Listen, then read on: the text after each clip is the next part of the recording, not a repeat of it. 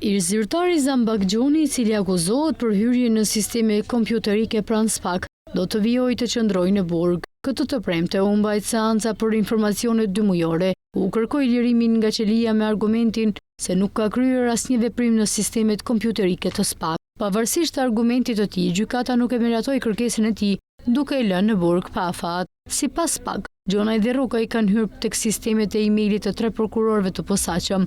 Në dosje thuhet se personat përgjegjës kanë arritur të marrin disa informacione pa mundur të sigurojnë akses në dosje hetimore.